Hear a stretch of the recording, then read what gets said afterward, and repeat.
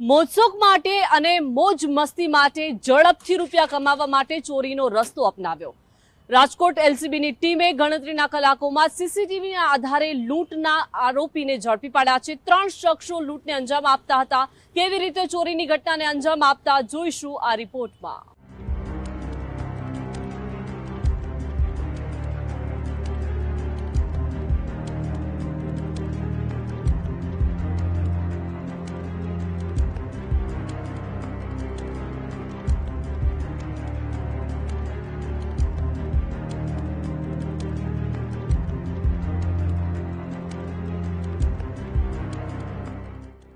જેતપુરની ધારેશ્વર જીઆઈડીસીમાં ચોરી અને મારામારી સહિતના નાના ગુના સમયાંતરે બને છે। ધારેશ્વર જીઆઈડીસીથી ભાદરસામા કાંઠે હનુમાનજી મંદિર પાસે રહેતા મોબાઈલની દુકાનના સંચાલક ખુશાલ મહેતા રાત્રે 9:20 વાગ્યાના અરસામાં ઘરે પરત ફરતા હતા। ત્યારે રાજકોટ પોરબંદર નેશનલ હાઈવે પર ધારેશ્વર ચોકડી જેટકોના ગેટ સામે બે બુકાનીધારી લૂંટારુઓએ આંતર્યા। ઇલેક્ટ્રિક સ્કૂટર પર જતા વેપારી પાસે દિવસભરના આર્થિક વ્યવહારના અંદાજે 1.5 થી 2 લાખ રૂપિયા ભરેલો થેલો હતો। એક લૂંટારુએ લોખંડની પાઇપ ફટકારીને વેપારી પાસે રહેલો થેલો ઝૂંટવી લેવાનો પ્રયાસ કર્યો, પરંતુ વેપારીએ હાથ વચ્ચે લાવીને સ્કૂટર પડતું મૂકી થેલા સાથે જ દોટ લગાવી। આ પ્રતિકારથી લૂંટારુઓ નજીકમાં રહેલા અન્ય એક લૂંટારુ સાથે ભાગી છૂટ્યા, પરંતુ હાથના ભાગે ઈજા થતા સરકારી હોસ્પિટલમાં સારવાર માટે પહોંચ્યા। પીડિતે પોતાના ભાઈ અને 112 જનરક્ષકને ફોન કરીને બનાવની હકીકત જણાવી। આ લૂંટના પ્રયાસને મામલે ઉદ્યોગનગર પોલીસ અને રાજકોટ ગ્રામ્ય એલસીબીએ વિવિધ ટીમ બનાવીને તપાસ હાથ ધરી।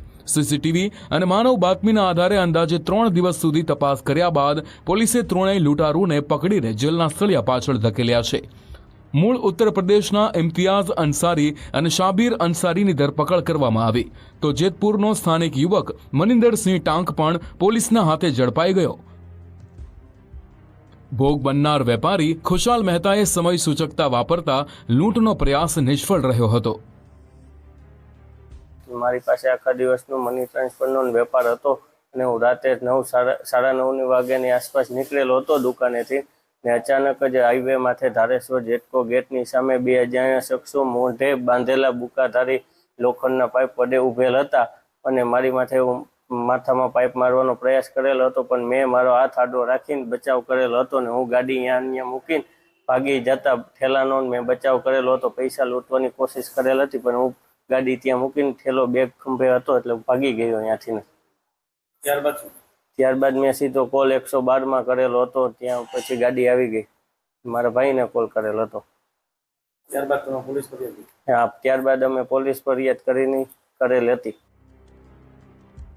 રાજકોટ ગ્રામ્ય લોકલ ક્રાઇમ બ્રાન્ચ અને ઉદ્યોગનગર પોલીસે સીસીટીવી ફૂટેજ અને ચોકસાઈપૂર્વકની માનવ બાતમીના આધારે ત્રણેય આરોપીઓને એક ઝાટકે દબોચી લીધા। આ લૂંટના ઈરાદે આવેલા 2 શખ્સો હુમલા કરવા તૈયાર હતા, જ્યારે ત્રીજો શખ્સ થોડેક દૂર બાઇક ચલાવીને ફરાર થવા માટે તૈયાર હતો। આ લૂંટનો પ્રયાસ કરનાર ત્રિપુટીએ ગુનામાં ઉપયોગમાં લીધેલું બાઇક અને મોબાઈલ ફોન સહિત 71,000 રૂપિયાથી વધુનો મુદ્દામાલ જપ્ત કરવામાં આવ્યો છે।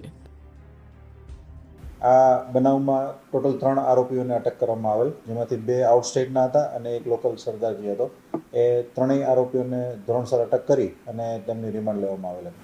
સાહેબ, આજે આરોપીઓ છે તેમને અગાઉ કોઈ રેકી કરી હતી કે પછી અન્ય કોઈ કારણ હતું લૂંટ કરવા?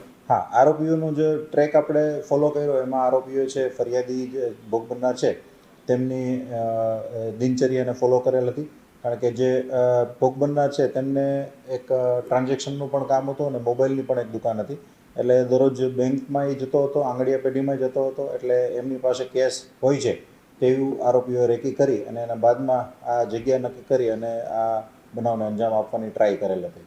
સાહેબ, આરોપીઓ છે ને શા માટે લૂંટનો પ્રયાસ કર્યો હતો એવું કોઈ પૂછપરછમાં સામે આવ્યું? આરોપીઓ તો મોજશોખ કરવા માટે જ કરવામાં આ બનાવનો અંજામ દેવાના હતા। ભોગ બનનારો વેપારી એકલા જ દુકાન બંધ કરીને પરત ફરતા હોવાની સાથે મોટી માત્રામાં રોકડ પણ રાખતા હતા।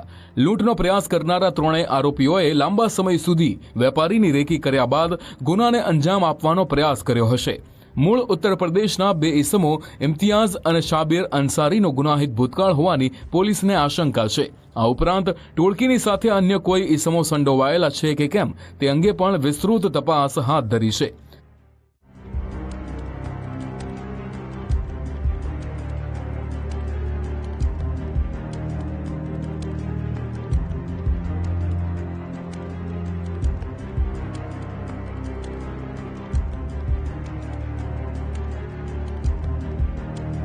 હરેશ ભાલિયા, ગુજરાત ફર્સ્ટ.